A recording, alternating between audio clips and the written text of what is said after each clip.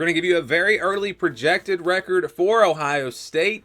Before we get into the 2025 projection, let's look back at the projections from the last few seasons, again, using our formula. And you can see 2021, the projection was 11-1. This team went 10-2.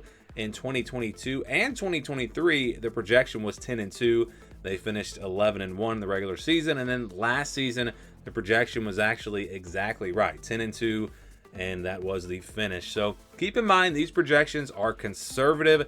It's a formula that we use, just kind of playing the odds of these games. And it is all based off of our tier rankings. So you can check that out. You can see exactly which tier all the teams are in the Power Four.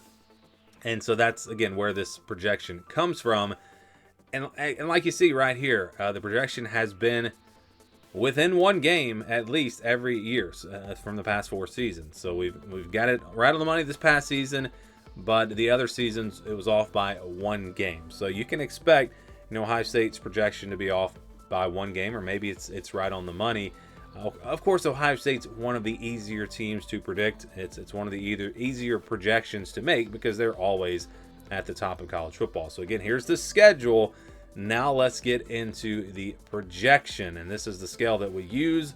Again, this is all based off of our tier rankings. If you have a team in the same tier, you're going to be in that 40 to 60% range. If you have a team that's a tier below you, for example, then you're going to be in the 61 to 70% range. But if you play that team on the road, then it becomes a 40 to 60% game. So home field advantage does play into this a good bit. All right, so we look at first the easy wins, the wins that are pretty much guaranteed for Ohio State. And I think you've got 5 of those. You've got Grambling State and you've got Ohio, easy wins in the non-conference. You've got Purdue, UCLA, and Rutgers. So all of these games, again, Ohio State is high enough ahead of them in the tier rankings to where they should win. It's an 80% chance or greater against all 3 of those opponents.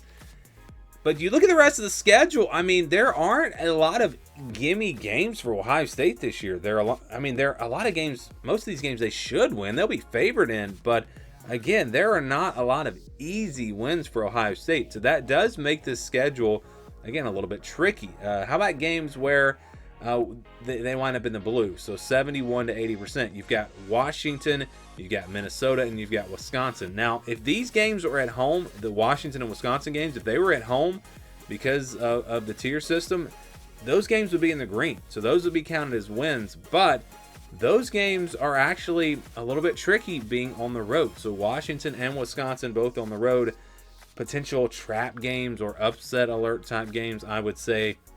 So watch out for those 3 opponents if you're looking for a big upset, a team to upset Ohio State. I think it comes from those 3 games.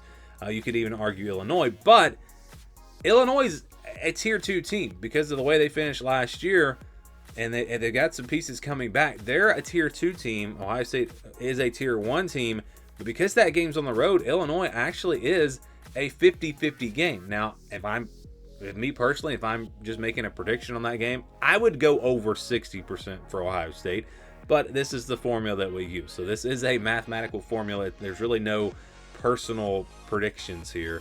We'll be doing those down the road, but Illinois, a 50-50 game because it's on the road and because Illinois is just 1 tier behind Ohio State. Texas, a 50-50 game. Both of those teams are tier 1 teams. Penn State, also a 50-50 game. Because they're both tier 1 teams. And then you've got Michigan, who is a tier 2 team like Illinois, but that game is on the road, so it's another 50-50 game. So this projection would look a lot different if Michigan and Illinois were at home, and let's say Penn State and Texas were on the road, because then Illinois and Michigan would be in the purple, and you'd have Penn State and Texas still in the white. Those would still be 50-50 games because they're in the same tier. So that's interesting there when you look at the way this schedule sets up. And when you average all this out, and keep in mind, I showed you the last 4 years, I showed you the projections. This team is projected to go 10-2 or 11-1 every year. And also, before you start calling me a hater, I picked Ohio State preseason last season to win the national championship. And I may pick them again. Who knows? This is not my prediction. But when you average this out, because of this schedule and because of the difficulty of this schedule, their projection actually is 9-3. So this is the lowest projection for Ohio State in the past 5 seasons, and they're still a tier 1 team. So that just tells you the difficulty of this schedule. You might think this schedule is not all that tough. It's not as tough as last year, especially in the Big Ten, but the way it sets up with Washington on the road, Illinois on the road, Wisconsin on the road, those are tricky games. Michigan, obviously a tough game. Penn State, and then you add Texas in the non-conference.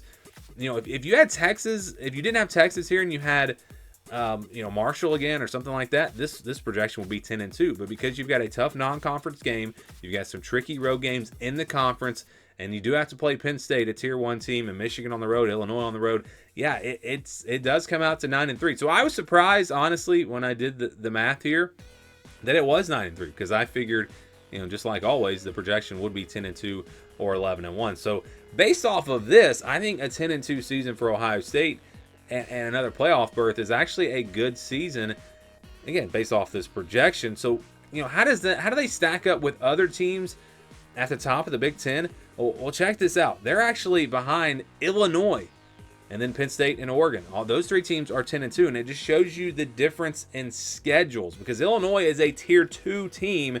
They're a whole tier below Ohio State when we do this formula, but they're projected to have a better record than Ohio State. So that just tells you how much easier the schedule is for Illinois versus Ohio State. So this is a pretty tough schedule. Again, I think people see no Indiana and they see no Oregon, and they think that Ohio State's going to have a much easier schedule this year. It's going to be a breeze. But you have to look at those tricky road games. You have to look at Illinois, especially on the road. That one's going to be tough. And then adding Texas in the non-conference, that makes all the difference with this schedule. So they're projected to go 9-3, the same as Michigan and Indiana. And again, Michigan and Indiana are tier 2 teams. They're a tier below Ohio State, but their schedules are much more favorable. So that's why you do see Ohio State at 9-3. And could this schedule potentially keep Ohio State out of the playoff if they do lose 3 games? Again, that's not my prediction. I'm just giving you the math here. And it is very interesting to see that number as low as it is. So, Ohio State projected at 9-3, the lowest projection in the past 5 years, despite the fact that they are a tier 1 team. Very, very interesting. So would love to get your thoughts on this. What is your early projection for Ohio State? Let me know down in the comments below.